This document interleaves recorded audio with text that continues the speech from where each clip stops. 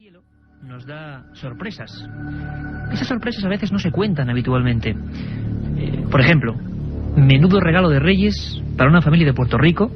Aquí en España no se ha contado absolutamente nada. Una humilde familia en una residencia que ve cómo algo cae del cielo y prácticamente los mata. Algo además que no se parecía a un meteoro, con una serie de sustancias misteriosas, y algo, como decíamos, que los medios de comunicación han apartado, no han comentado.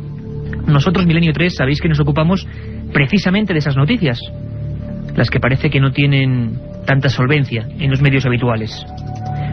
Vamos a dedicar el programa al cielo, a los misterios que parece que siguen allí, a esas bromas pesadas que han tenido testigos, informes y documentos policiales. Y en un segundo vamos a hablar con la gente que hace tan solo una semana capturaba esa misteriosa bomba del cielo. La otra realidad. Fenómenos extraños. Misterios sin resolver. Milenio 3. En la SER. Y nos encontramos ya en conexión con Puerto Rico, con San Juan de Puerto Rico. Allí nos espera Genaro Torres, que es director de la Oficina de Manejo de Emergencias Ambientales y que fue una de las primeras personas que acudió al lugar donde ocurrieron estos misteriosos sucesos. Don Genaro Torres, buenas noches y bienvenido a Milenio 3. Muchísimas gracias. ¿Qué ha ocurrido, don Genaro? Parece ser que un gran objeto ha caído dentro de una finca en Puerto Rico y ha causado ciertos problemas, ¿no? Era un objeto parecido a una masa, como una roca caliente. Tenía como unos destellos azules, emitía destellos azules. Y tenía entonces en una de las partes, en una de las esquinas tenía como una sustancia gelatinosa. Nosotros hicimos un muestreo de sonido, utilizamos unos equipos electrónicos para detectar compuestos orgánicos volátiles y medir niveles de radiación y no detectamos absolutamente nada. ¿No daba radiación aquel objeto? No. Y esto, don Genaro, cayó, para que en España toda la audiencia de la cadena SER se haga una idea, cayó dentro de una finca particular, incluso generó algún estropicio, ¿no? No, en una residencia, en la parte de frente, en la parte de delante de alguna residencia. Ajá. Y la gente, imagino, según nos ha llegado a nosotros la noticia, quizá haya términos que no se adecúen, parece que incluso los dos testigos principales, o la familia a la que pertenece esa zona, tuvieron problemas respiratorios porque aquello desprendía un fuerte olor a azufre, decían. Inicialmente, cuando yo entrevisté al dueño de la residencia, el señor Martín Rodríguez, me indicó que él percibió un fuerte olor a azufre, acompañado por la ausencia de aire. Posteriormente ellos revisaron el interior de la residencia para cotejar si había ocurrido algún cortocircuito y no encontraron nada normal. Sabemos que es poco tiempo el que ha transcurrido, pero ¿se tiene alguna hipótesis? ¿Creen ustedes que puede ser algo concreto? ¿A qué se puede deber esta caída de esta especie de masa? Pues la verdad que no sabemos. Nosotros hemos consultado con un signo de agencias federales y le hemos explicado la situación y entonces estamos en espera de que ellos nos contesten. Nosotros, por nuestra parte, nosotros recolectamos muestras de la sustancia y muestras del terreno donde impactó esa sustancia y la enviamos a un laboratorio, al laboratorio ambiental nuestro. Don Genaro, ¿qué tamaño tendría esta lo que sea, este objeto? Tenía aproximadamente 2 pies, como 2 pies por 2 pies. Ajá. O sea, un objeto relativamente... El tamaño de una bola de baloncesto, más o menos. Ajá, como una bola de baloncesto. ¿Y qué pensaba la gente, las personas que estaban allí? ¿No le daban explicación? ¿Estaban nerviosos? ¿Qué les decían ustedes? Sí, inicialmente estaban nerviosos porque realmente pues ese fuerte olor a azufre, después los destellos azules, la ausencia de aire, ese tipo de cosas, pues una palma adyacente que se habían quemado las hojas, la grama de vegetación quemada. Claro, ellos pensaron pues que era un objeto extraño que había caído del cielo y estaban sumamente preocupados porque incluso cuando ocurrió eso ellos se acercaron a un objeto sin saber qué era. Y en esos casos así, cuando hay una sustancia, un objeto desconocido, pues claro, no se debe acercar. Debe ser tomar precauciones y notificar a las entidades pertinentes. Y ahora mismo, don Genaro Torres, director de la Oficina de Manejo de Emergencias Ambientales en San Juan de Puerto Rico, ¿este objeto dónde está? ¿Se ha trasladado a algún lugar o se ha fraccionado o se han cogido muestras? ¿Dónde está exactamente? El objeto se encuentra aún en el mismo lugar donde impactó. Nosotros aislamos, se le colocó unas barreras alrededor para evitar el acceso de personas que no tienen nada que ver con el objeto. Y entonces estamos en espera, como indiqué, de recibirle resultados para entonces determinar qué es lo que se va a hacer finalmente. Don Genaro, pues muchísimas gracias. Esperemos que pronto haya una solución. De vez en cuando el cielo nos arroja estas sorpresas y le agradecemos muchísimo haber estado con todos nuestros amigos españoles allí desde San Juan de Puerto Rico. Un abrazo muy fuerte. Muchísimas gracias. Milenio 3. Periodismo de lo desconocido. En la SER. Primer día, llegada al hotel y alojamiento. Segundo día, ruinas de Petra y pistas de Nazca. Tercero, Sábana Santa de Turín, pirámides de Egipto. Ninguna agencia te ofrece un viaje como este, lleno de misterio y aventuras. Solo Iker Jiménez te lleva a las fronteras de lo imposible. Un viaje de 150.000 kilómetros que recorre el lado más enigmático y sorprendente de la historia. Fronteras de lo imposible, de Iker Jiménez, publicado por Editorial Edad. Milenio 3, con Iker Jiménez, en la cadena SER. La noticia estaba en el otro lado del mundo y ahí estaba el micrófono de la cadena SER con el trabajo de producción de este equipo. 5 de enero, algo cae del cielo. A lo largo de este siglo, y del pasado, por supuesto, han ocurrido hechos parecidos y a veces sí, luego lo comprobaremos, se tomaba constancia de ellos, incluso a nivel oficial. En España, y seguro que muchos lo recordáis, hace unos 2 años, cuando empezábamos el 2000, pues nos vimos asolados por una extraña lluvia de fragmentos de hielo. A día de hoy todavía no hay una solución concreta para ese fenómeno. Pasa como con muchas cosas, ¿verdad? No nos acordamos ya, pero ocurrió y pasó. Hubo una persona científica, jefe del Laboratorio de Geología Planetaria, Jesús Martínez Frías, que fue el individuo que, además igual mucho lo recordaréis, con una maleta, una especie de nevera, iba a esos lugares, cogía los datos, cogía las muestras y empezaba los estudios. Todavía no han finalizado. Esto es lo que nos recordaba Jesús Martínez Frías sobre aquel misterioso fenómeno. Bueno, en España el principal problema que tuvimos fue que hubo muchísimos fraudes y muchas bromas que desde luego pues desnaturalizaron el fenómeno en sí. Pero bueno, claro, si hay fraudes pues hasta con el Antras, ¿cómo no lo iba a haber con esto, no?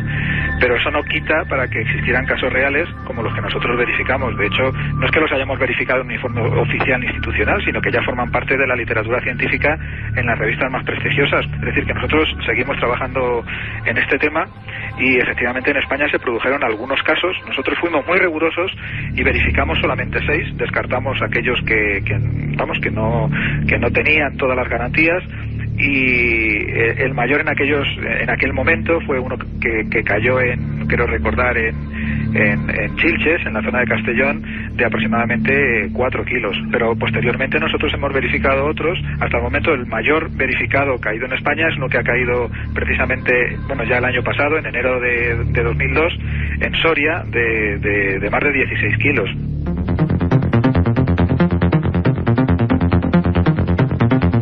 Cosas, y ya veréis, cosas de lo más dispares que caen del cielo.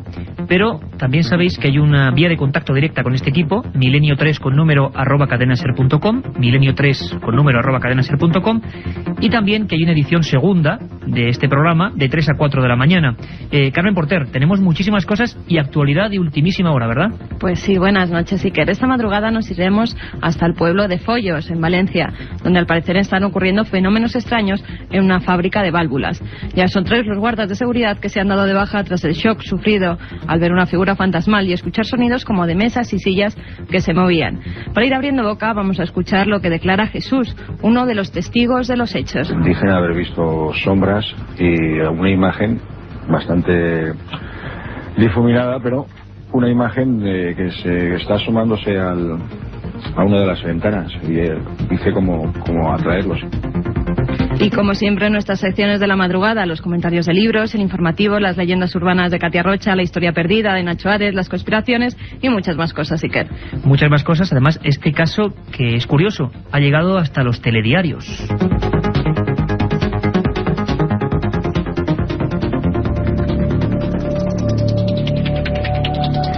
Seguro que muchos habéis hecho memoria, objetos que caen del cielo, aquellos aerohielitos que ya no tienen nombre científico real y que siguen siendo un auténtico enigma. Pero yo he querido poner a trabajar a todo nuestro equipo de corresponsales y colaboradores desde España. Tengo que decir, y esto es muy importante, que cada uno de vosotros que escuchéis este programa podéis ser colaboradores del equipo, podéis informarnos, podéis ejercer de corresponsales. Eso lo ha hecho, por ejemplo, Rubén Martín, un buen amigo que ha pasado la frontera de ser solamente oyente a colaborar, y lo hizo mandándonos toda la información de Valencia que os repetimos, esta madrugada de 3 a 4, en la segunda edición, vamos a tocar a fondo. Y hemos intentado que mucha gente colabore también en saber qué es lo más raro que ha quedado del cielo en diversas partes de España, por lo menos en los últimos 15 años. Antes sería importante recordar, al menos a nivel mundial, cuáles han sido los casos más casi imposibles, podríamos decir. Hubo un personaje que se llamaba Charles Fort, muy célebre, hizo un libro llamado El libro de los condenados, y allí recogía infinidad de pequeñas noticias de los periódicos de provincia, sobre todo en Inglaterra y en Estados Unidos, que hablaban de casos como el de Puerto Rico: extraños objetos, sustancias no identificadas, y a veces incluso desde el medievo noticias de lluvias de sangre, de lluvias de animales, de peces, por ejemplo, en Galicia hace no mucho tiempo. Carmen, haciendo un análisis, ¿cuál sería, digamos, el ranking de las lluvias registradas, al menos por prensa y por policía, en el pasado siglo, desde el 19 hasta estos días? Pues comenzaremos por Londres, donde el 5 de mayo de 1848, una lluvia de agua y peces, que se correspondían además a una especie de agua dulce que solo se encontraba en Galilea. Imagínate, a miles de kilómetros de Londres. El 14 de febrero de 1870 cayó en Génova, Italia, una sustancia amarilla que cubrió las calles. Según se estimó, la cantidad de esta materia era de aproximadamente 100.000 toneladas. En agosto de 1894, miles de medusas cayeron sobre la ciudad de Bath, en Inglaterra. En el mismo momento, no lejos de ahí, en Wigan, cayó una lluvia de pequeñas ranas. El 21 de julio de 1920, en Oregón, llovieron fragmentos de algo parecido a la porcelana. El 12 de mayo de 1930, en Queensland, en Australia, hubo una lluvia de cangrejos. Muchos animales. Sí. También en enero de 1952, en varias zonas de Burma, en la India, llovió arroz. 2 años más tarde, en 1954, en California, cayeron trozos candentes de hierro fundido. Y así un sinfín de, incluso, carne, sangre, telas de araña. Sí, en Brasil, por ejemplo, carne y sangre. El 27 de agosto de 1968. También de telas de araña, como habían dicho, de flores, de granos de maíz, de sapos e incluso de monedas antiguas en algunas ciudades. Todo esto registrado perfectamente. Y bueno, hay una teoría, que es la de que el aire en algunas tolvaderas consigue elevar, por ejemplo, del mar algunas sustancias y arrojarlas. Pero hay veces que lo que cae del cielo es completamente distinto, completamente enigmático. Hay un caso sensacional. Ocurrió no hace mucho y estoy seguro que nunca habéis oído hablar de él. 7 de julio del 97, muy cerquita de Finisterre, esa Galicia mágica y auténtica que, por desgracia, últimamente es noticia por otras cosas menos amables. Cayó algo inexplicable del cielo y fue testigo todo un buque de procedencia maltesa.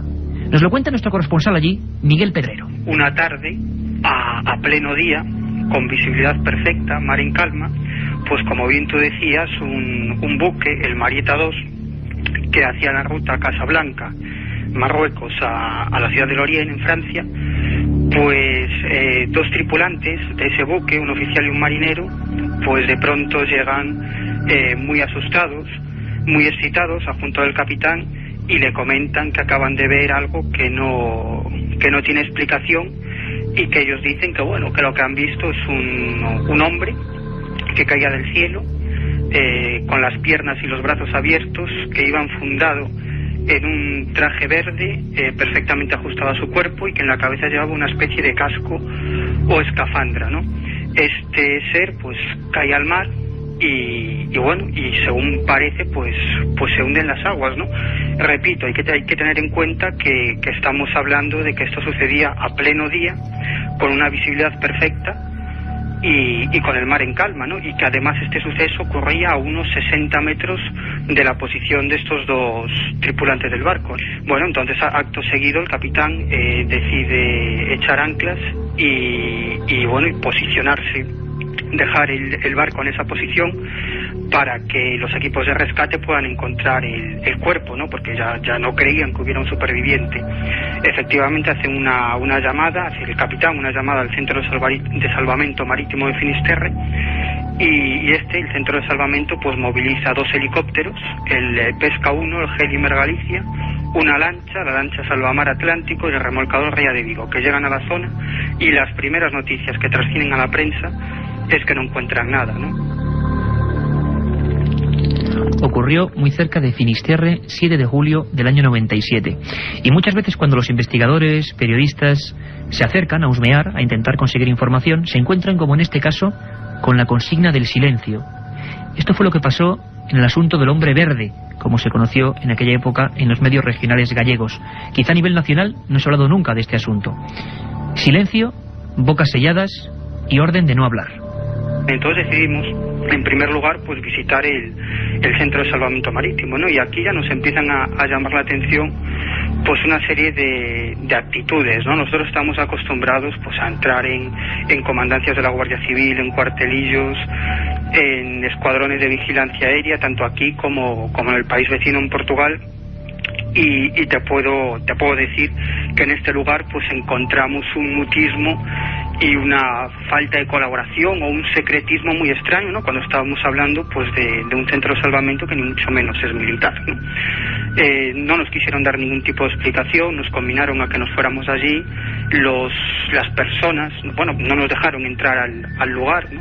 Y entonces decidimos esperar fuera que salieran algunos de los trabajadores, ¿no? Y pudimos ver desde fuera cómo se les indicaba a estas personas que no nos hicieran ningún tipo de declaraciones. Esto nos sorprendió, pero más sorprendente todavía fue las declaraciones que conseguimos de Miguel Díaz Piñeiro, que es el director o el presidente de la Cruz Roja del Mar de Finisterre, ¿no? Y cuando llegamos, una de las primeras cosas que nos espeta es que él piensa que algo se oculta tras esta historia, ¿no? Como tantas otras veces, algo se oculta en una de estas historias misteriosas que realmente, bueno, es mejor a veces pasar de largo sobre ellas, aunque siempre, también, y es de agradecer, hay periodistas que persiguen estas otras realidades. ¿Qué pasó? ¿Quién era? Una hipótesis oficial, que cada uno la valore como quiera, era que pudo ser un globo, un gigantesco globo verde, que cayó allí, a tan solo 60 metros del barco. Lo más interesante quizás es que ese globo, con todo el operativo de despliegue, pues no se capturó nunca.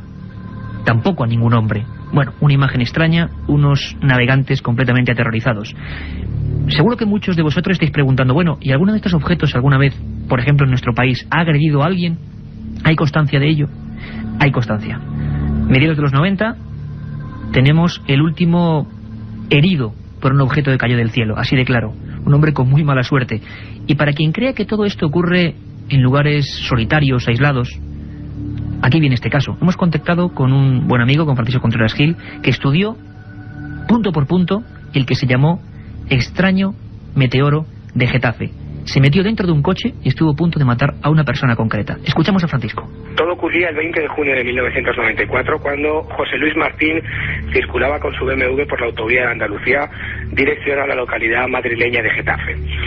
A media tarde, en ese momento, una masa incandescente, un pedrusco, atravesaba el parabrisas del BMW, golpeaba en el volante y en el brazo derecho de José Luis para posteriormente aterrizar, entre comillas, en la parte posterior del vehículo.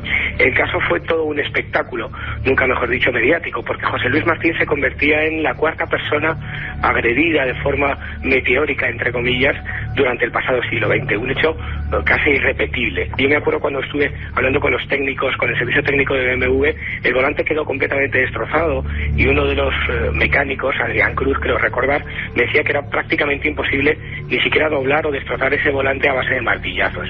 Pero la parte o el gran enigma, la parte enigmática de todo este caso vino posteriormente cuando Jesús Martínez Frías, miembro del CSIC, doctor en geofísica, abrió una investigación para estudiar qué clase de meteorito era. Hasta el día de hoy nadie ha podido, o todavía no se puede conocer con toda rotundidad qué clase de materiales tienen esta roca. La otra realidad. Milenio 3. En la cadena SER. Aparte de gozosos, dolorosos, gloriosos, los misterios de la Iglesia son sorprendentes e inexplicables. La periodista Carmen Porter te ayuda a desvelarlos en Misterios de la Iglesia, una obra que saca a la luz los episodios más impactantes del fenómeno religioso. Exorcismos, apariciones, cuerpos incorruptos, estigmas. Misterios de la Iglesia, de Carmen Porter, publicado por Editorial Edaf.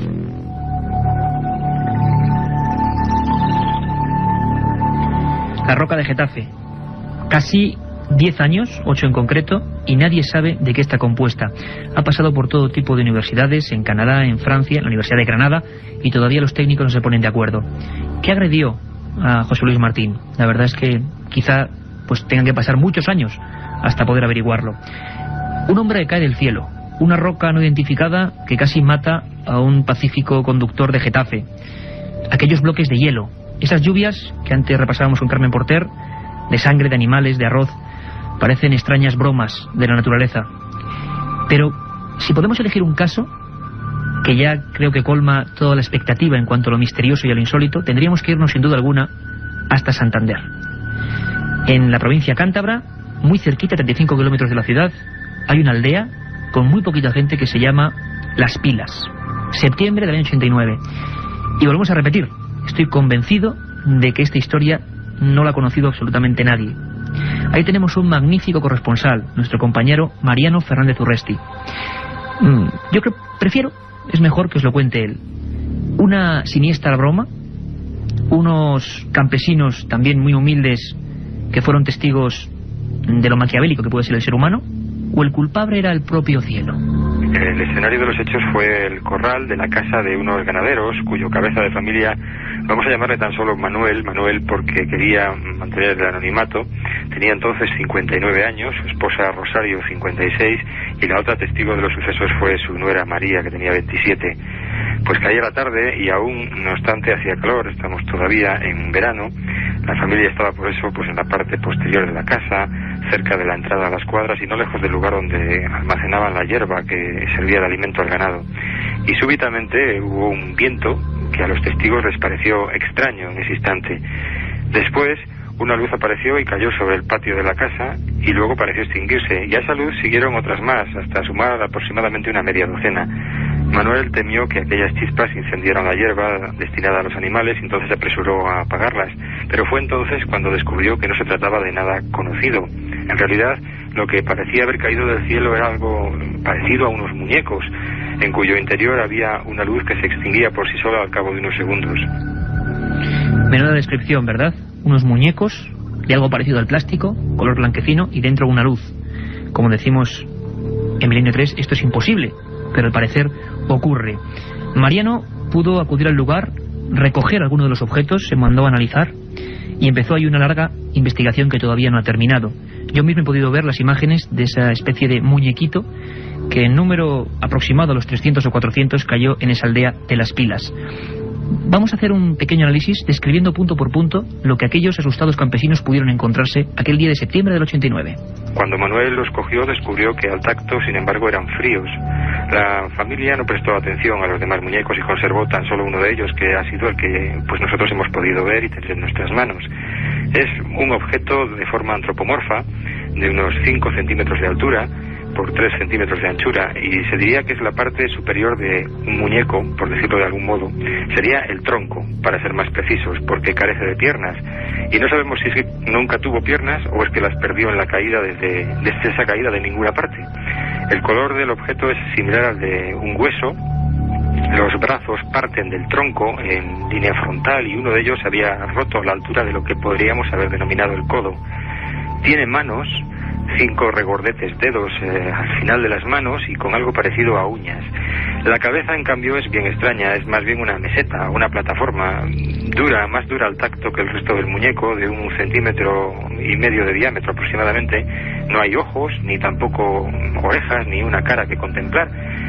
Y en el interior del muñeco pues nos encontramos una forma completamente hueca, no hay nada que explique el origen de la luz que emitía. Al tacto es más suave en la parte inferior que en la parte superior, que es más dura y rugosa, y la familia nos confesó en su momento que las baterías de algunos electrodomésticos se descargaban cuando el muñeco estaba cerca.